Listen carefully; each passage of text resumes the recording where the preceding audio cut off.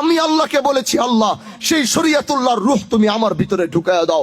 আমি এই দেশের মানুষকে আবার দেখিয়ে দিতে চাই যে আমাদের কর্মকাণ্ড দেখে তারা বুঝতে পারবে 250 বছরের আগের হাজী শরিয়াতুল্লাহ মনে হয় এরকমই ছিল। আমরা যদি সংসদে দাঁড়াই, আমরা সংসদে দাঁড়িয়ে আমাদের যে টেবিলে থাপ্পড় থাকবে, এই থাপ্পড়ের সমস্ত নাস্তিক, সমস্ত অন্যায়কারীদের ওই থাপ্পড়ে তাদের ভিতরে কম্পন সৃষ্টি হয়েছে।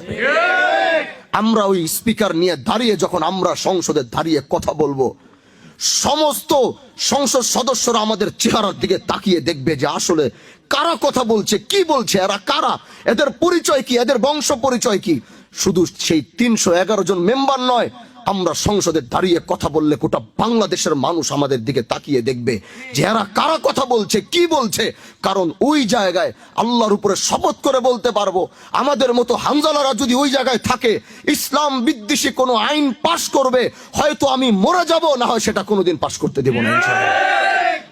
আমরা সেইভাবে কাজ করব।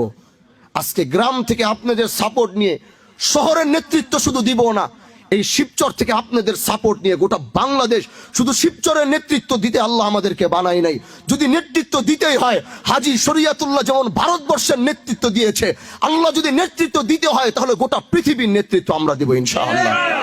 এজন্য আপনাদের সহযোগিতার ভালোবাসা যদি থাকে, এমন এক রাষ্ট্র মেরামত ইনশাআল্লাহ করব। আল্লাহু আকবার। মানুষ বলবে যে আমরা হযরতে ওমরের ইতিহাসগুলো ইতিহাসের বইয়ের পাতায় শুধু পড়েছিলাম, কিন্তু আজ হযরতে ওমরের সেই 1400 বছর আগের সেই রূপটা আমি নিয়ত করেছি। আমরা ভাই আমাকে বলতেছে, ভাইয়া, আমার বড় ভাই আমাকে বলছে যে তুমি যখন কথাটা বললা তখন আমার মন আমাকে বলেছে যে তুমি এই কথাটা বাড়ায় বলো নাই। আল্লাহ তোমাকে যদি এরকম বানায় তুমি আসলেও করবা। আমি ওকে তখন বলছি, আল্লাহর কসম আমি বলেছি মানে আমি বলেছি, আল্লাহ আমাকে যদি বাঁচায় রাখে আমি সেটা করবো ইনশাআল্লাহ। এজন্য ইনসাফ আর ন্যায় ভিত্তিক সমাজ গড়ার জন্য, মাদক মুক্ত করার জন্য, মা বোনদের নিরাপত্তা নিশ্চিত করার জন্য, গরিবের পক্ষে কথা বলার জন্য, বিচার টাকা খাওয়া বিচারকে বন্ধ করার জন্য, এই সুন্দর একটা সমাজ গড়ার জন্য সরকার আমাদের কোনো টাকা দিবে না। এটা আমাদেরকে দায়িত্ব নিয়ে, দায়িত্ব বোধ থেকে, দায়িত্বর জায়গা থেকে ওইটা আমাদেরকে করতে হবে। এবং আমি আপনাদেরকে সেই আশ্বাস, সেই ভরসা আমি আমার মা বোনদেরকে দিচ্ছি, আল্লাহ যদি কবুল করে, এখনো যেমন আপনাকে আপনার নিরাপত্তা সুনিশ্চিত করার জন্য আমরা লেগে আছি, আমরা নির্বাচিত হলেও আপনার নিরাপত্তা নিশ্চিত করব। আমরা যদি নির্বাচিত নাও হই তাও আমরা আপনাদের নিরাপত্তা নিশ্চিত করব। আমরা যদি নির্বাচিত হই তাও আমরা মাদকের বিরুদ্ধে আমরা সংগ্রাম করব। যদি আমরা নির্বাচিত নাও হই তাও আমরা মাদকের বিরুদ্ধে সংগ্রাম করব। আমরা যদি নির্বাচিত হই তেমন আমরা গরিবের পক্ষে কথা বলবো। যদি আমরা নির্বাচিত না হই তাও আমরা গরিবের পক্ষে কথা বলবো। যদি আমরা নির্বাচিত হই আমরা মজলুমের পক্ষে কথা বলবো। যদি আমরা নির্বাচিত নাও হই তাও আমরা মজলুমের পক্ষে কথা বলবো। এজন্য আপনাদের সহযোগিতার ভালোবাসা যদি থাকে তাহলে আপনাদেরকে বুঝিয়ে দিব 250 বছরের আগের হাজী শরিয়াতুল্লাহ কেমন ছিল। ইতিহাসের পাতায় তো শুধু তার নাম পড়েছেন আর বইয়ের পাতায় তার ইতিহাস পড়েছেন। আমি আল্লাহকে বলেছি, আল্লাহ সেই শরিয়াতুল্লাহর রূহ তুমি আমার ভিতরে ঢুকায়া দাও। আমি এই দেশের মানুষকে আবার দেখিয়ে দিতে চাই যে আমাদের কর্মকাণ্ড দেখে তারা বুঝতে পারবে 250 বছরের আগের হাজী শরিয়াতুল্লাহ মনে হয় এরকমই ছিল। এজন্য ভাই আমার, পর্দার আলের মা বোনরা আমার, আমি বলবো না যে ভাই ভোট আমাকে দিতে হবে। আমি ভোট চাওয়ার জন্য আসিনি, কারণ এখানে ভোট চাওয়ার কোনো বিষয় না। এটা আপনি ভালো বুঝেন, আপনার ভিতরে আল্লাহ সেই জ্ঞান দিয়েছে।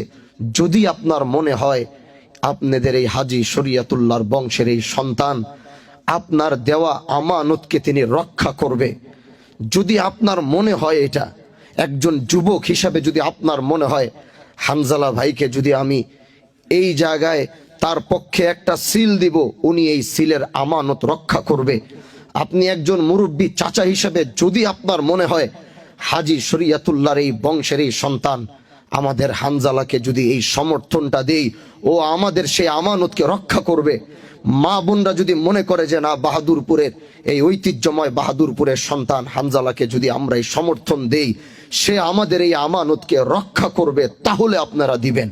আর যদি বিন্দু পরিমাণে সন্দেহ আপনার ভিতরে থাকে যে আমি এই আমানতকে রক্ষা করতে পারবো না, তাহলে এই শিবচরে আরো অনেকে আগামীতে জাতীয় নির্বাচন করবে, আপনারা তাদেরকে সমর্থন করবেন, তাদেরকে ভোট দিয়ে আপনারা জয়যুক্ত করবেন। আর যদি মনে হবে যে না আমি এটা রক্ষা করতে পারবো, তাহলে আপনারা আমাকে সমর্থন করতে হবে। এই বিজয় শুধু আমারই নয়, এটা ইনসাফ ন্যায়ের বিজয় হবে এবং ইসলাম এবং দ্বীনের বিজয় হবে ইনশাআল্লাহ। এজন্য ভাই আমার, আগামীর রাজনীতিতে আমরা দেখেছি যখনই ভোটের রাজনীতি আসে, আমরা গ্রাম বাংলার সহজ সরল মানুষ ভাই, এই সহজ মানুষগুলোকে ধোঁকা দেওয়া অনেক সহজ ভাই, তাদেরকে একটু বোঝানো অনেক সহজ। আমি দেখেছি বিগত রাজনীতি আসলেই, এই ভোটের রাজনীতি আসলেই দেখি এক টাকার এক খেলা তখন চলতে থাকে। আমি এই জিনিসটাকেই মানুষকে বোঝাইতে চাই যে যারা এখানে টাকা খরচ করবে, একটা কথা আপনি মনে রাখবেন, যে 10 কোটি টাকা খরচ করবে সে কি 10 কোটি টাকার থেকে এই 10 কোটি টাকা খরচ করে সে কি 20 কোটি টাকা উঠাবে না? বলেন উঠাবে কি না ভাইজান? এখানে আমাকে খুশি করার জন্য না, আপনার বিবেক দিয়ে আপনি বলবেন, একটা মানুষ সামান্য একটা এমপি হওয়ার জন্য সে 10 থেকে 20 কোটি টাকা খরচ করতেছে, তাহলে সে কি এই টাকাটা কি উঠাবে না? এই টাকাটা কি তার দরকার আছে না? যখন সে টাকাটা উঠাইতে যাবে তখন আমার ঘাট চলে যাবে, আমার রাস্তা চলে যাবে, আমার ঘাটলা চলে যাবে, আমার হাই স্কুল চলে যাবে, আমার হাসপাতালের 10 কোটি টাকার বাজেট চলে যাবে। আপনি যে সামান্য, আপনি এখন টাকা নিবেন না। আমরা যদি এই রাজনীতির ময়দানে আসি, আপনারা পারলে আমাদের জন্য খরচ করবেন, আপনারা নিজের পকেটের টাকা এখন খরচ করবেন।